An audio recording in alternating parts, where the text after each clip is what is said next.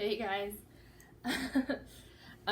Pippa is very interested in what I'm doing right now because when I was actually filming your hopscotch video the other day, there were some people outside and they were blowing bubbles, and some of the bubbles were like drifting into the yard. So I thought that it would be a fun group time activity to make our own bubbles.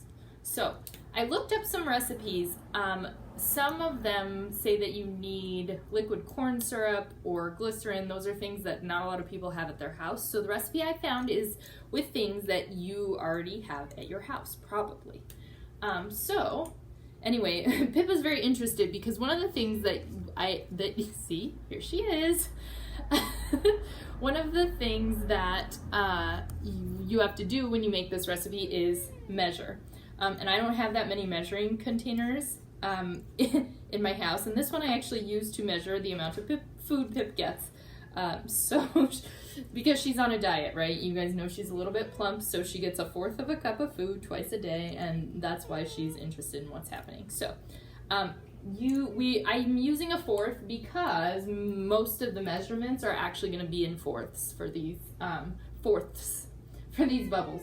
So you will need 3/4 of a cup of water.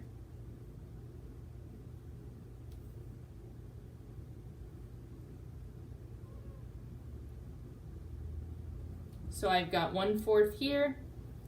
That would mean I need how many of these? 3.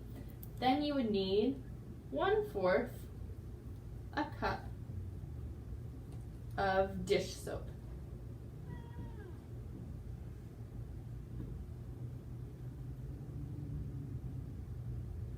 They say, a lot of internet websites say that Dawn is best. I didn't have Dawn. I don't have Dawn, and it seems to work fine. So 1/4 of a cup of dish soap, and here's the dish soap I have. I don't know if it works with this one, but I actually already made this bubble solution at school, because here's the thing I don't have at my house. I do not have sugar. So sugar is it's sort of sticky, right? So it makes the bubbles stick together longer. So you need 1 teaspoon of sugar. Now, this is one recipe that I tried. It seems to work fine. It's not wonderful. You might look up a different recipe. You might try adjusting, maybe adding more sugar, sort of like an experiment if your bubbles aren't working. But this is the recipe for bubbles. So it's pre-made because I made it at school because I don't have sugar at my house. So here's our bubble solution. And in your handy dandy bags, you have a Ziploc bag or a box, and it has beads in it. So little tiny beads that look like that. The beads are actually to string on your pipe cleaner if you would like. You don't have to, but that's kind of what I'm doing right now. I'm stringing them on to sort of decorate my bubble wand. So use the beads or don't use the beads, totally up to you. I'm only gonna put 3 on. I actually read an article, they said that the one that worked the best was actually the one with no beads. So I don't want to put too many, but you guys can try. You can try it without beads, try it with beads, but there we go. The beads can just sort of make it look more interesting. So now I've got my bubble wand. So I think you guys probably saw I just sort of curved the end around each other, I curved the end and wrapped it around sort of this post here. All right, so here's my bubble wand. And now we're gonna try it. I was trying it at school, and it was a little windy outside, so it wasn't really working. I am gonna blow this inside my house. I'm an adult, and I'm choosing to do that. I am not recommending that you blow the bubbles inside your house. That would be something that you would have to ask your parents about. So please do not blow bubbles inside your house, unless it's okay with your parents. The advantage to inside is that there is not wind in here.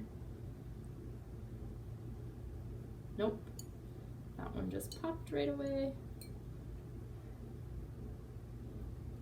same thing. When I was doing this at school, they were actually making bubbles.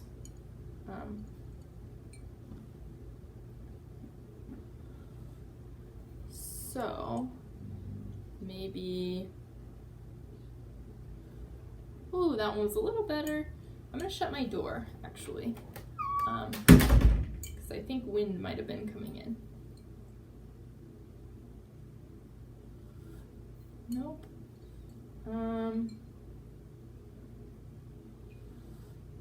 Maybe it's the beads, really, because this really worked earlier.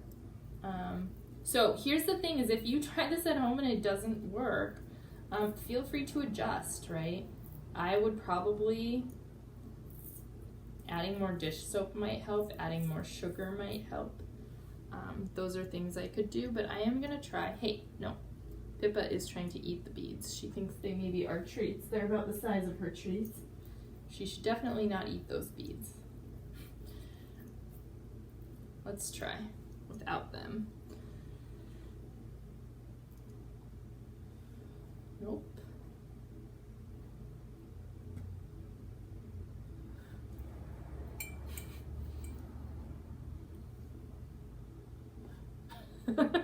Okay, I don't know what's going on, but I'm not going to make you guys watch me try to blow bubbles for the next 15 minutes, so I hope it works out for you. I promise you that there were actual bubbles that I made at school. I did make some in the classroom to show Ms. J, but this is not working now. I hope that yours fares better, but this is a bubble one. If you don't want to make bubbles and you want to use the pipe cleaner and the beads for something else, go ahead.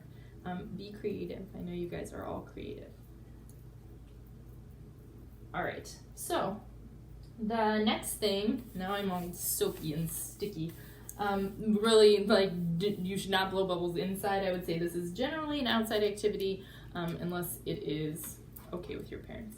In your bag where you found your beads, you also probably found chalk. There was a big piece of chalk and a little piece of chalk.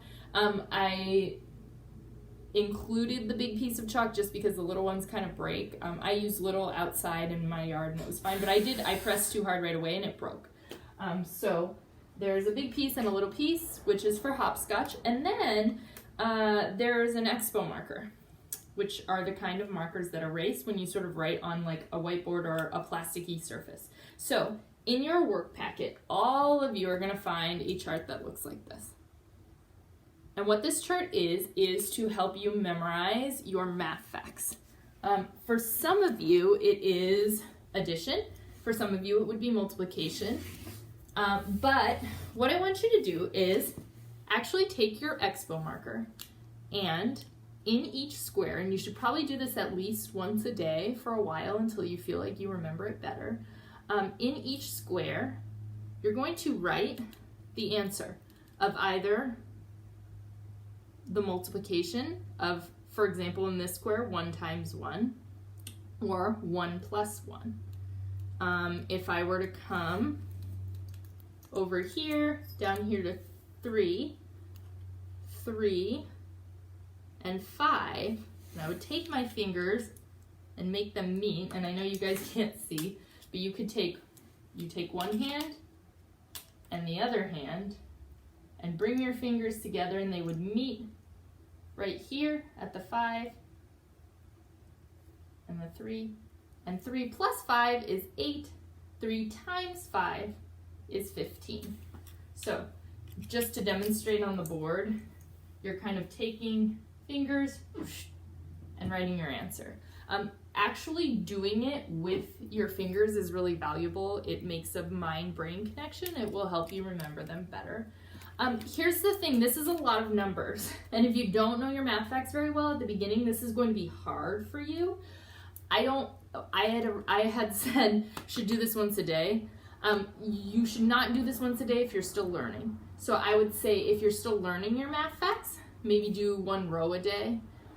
And then as you get better, build in the rows. It's sort of up to you how you do it, but I do want you to use this every day.